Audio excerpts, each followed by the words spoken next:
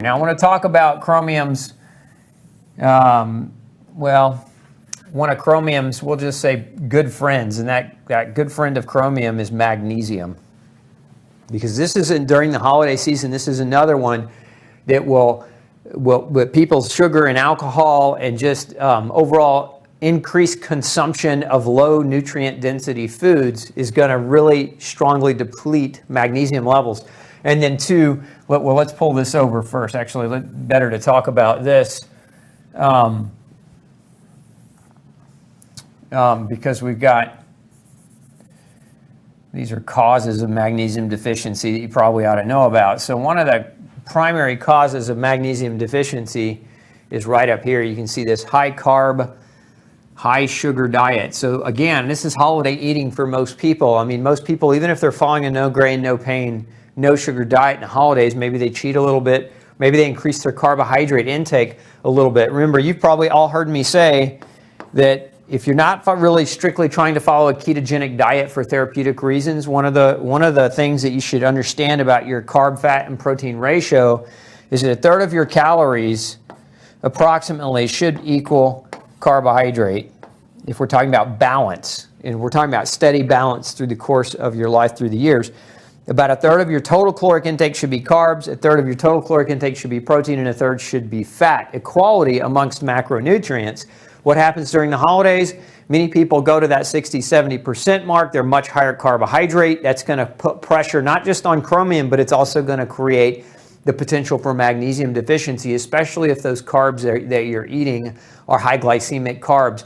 And right now with no grains, what a lot of people do is they're consuming a lot of the tapioca, a lot of the arrowroot, a lot of the cassava flours, or the yucca flours. These are very, very highly glycemic flours. So you just, again, I'm not telling you that you can't imbibe a little bit and celebrate a little bit, but just be careful that you don't do it to such a degree, like know when to put the brakes on. Don't just, mash the gas pedal and go hog wild crazy here, because you will deplete magnesium level. Now, the other way to do it very quickly, aside from the high carbohydrate, sugar, and alcohol, is the processed food. So if you're doing any kind of processed foods right now, this is an issue. Now, another thing that happens in the holidays is people generally they increase their caffeine intake. They're around others. They're taking caffeine for that energy to go to parties and to be around other people and have mental stability and mental energy.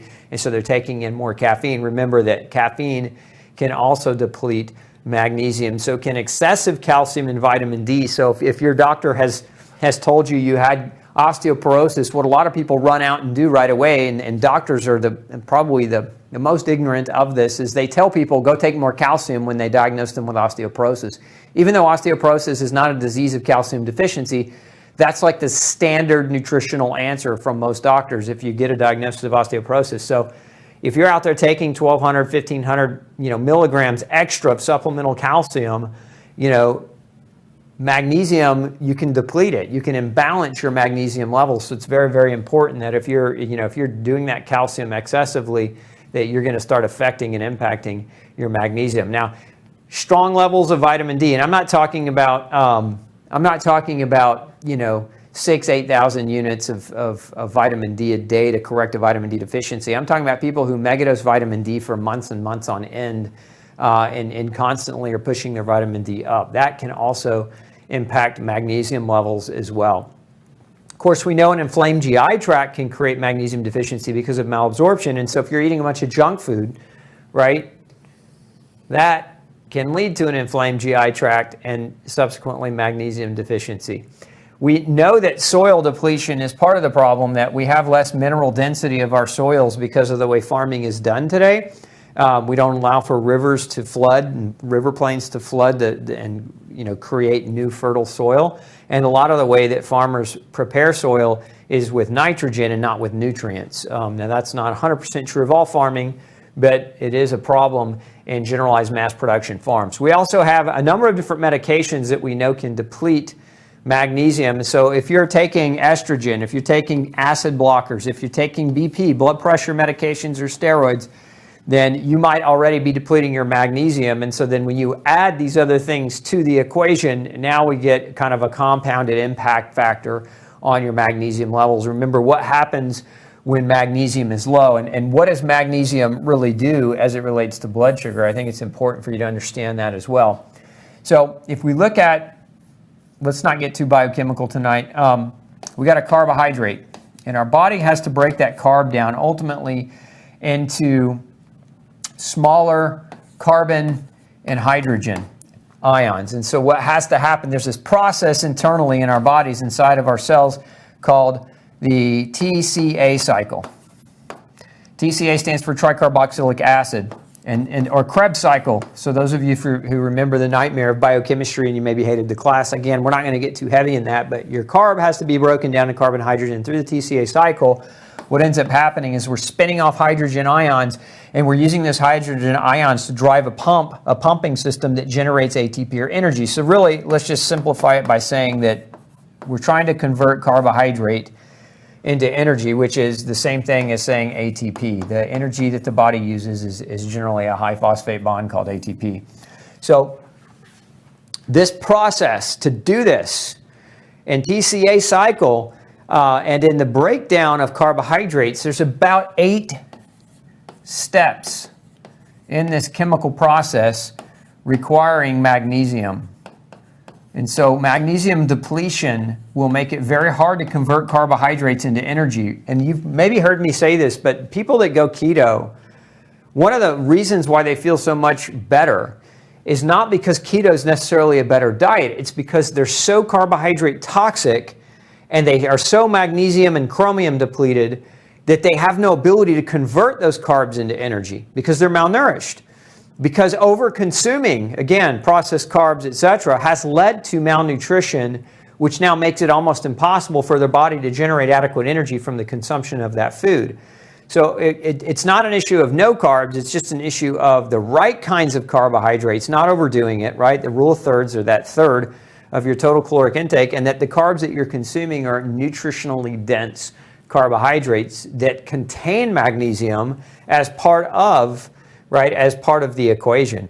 So this is why we need that magnesium to generate carbohydrate energy. Now we need magnesium to generate energy from fat, and we need magnesium to generate energy overall. We need magnesium for a lot of different things. It's not even just carbohydrates.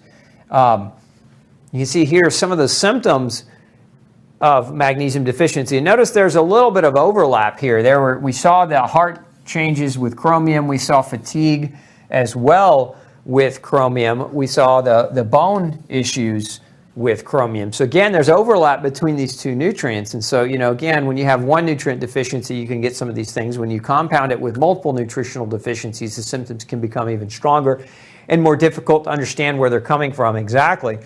One of the other really hallmark symptoms of magnesium deficiency, and we're not going to get into everything about magnesium. I've actually done crash courses on magnesium for you. You can go back to my digital library and watch those courses.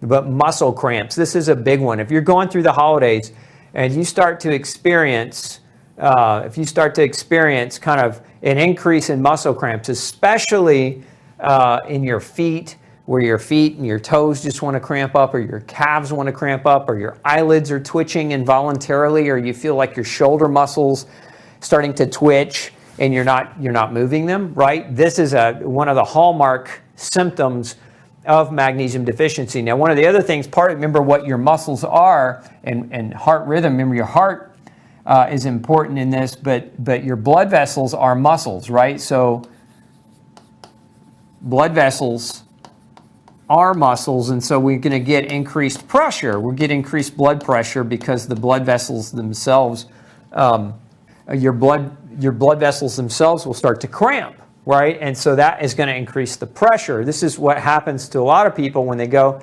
especially pregnant women, when they go into the hospital with hypertension of pregnancy, oftentimes referred to as preeclampsia.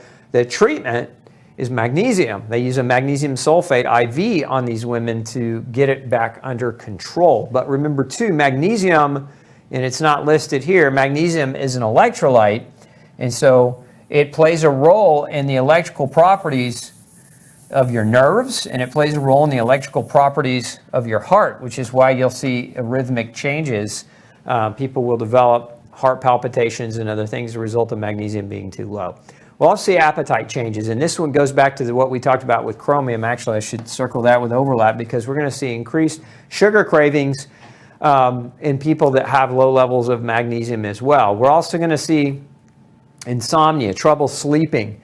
Trouble sleeping because why? Because magnesium helps your brain relax. It helps calm you down. It's nature's natural relaxation nutrient. So people oftentimes with increased stress don't sleep as well. Remember, stress depletes magnesium, but when magnesium's depleted already, stress just exacerbates that and can start to create sleep issues. And then immune function. Magnesium is very, very critical for your immune cells to properly work. Now, you can get magnesium from pretty much most things that are green. So like any green vegetables, your nuts, fish, and other meats will also contain good sources of magnesium. Muscle tissue contains a good source of magnesium. If you like heart, heart contains magnesium. It's a good source. So some people eat chicken hearts or beef heart as a good viable source of this mineral as well. So magnesium, very, very critical.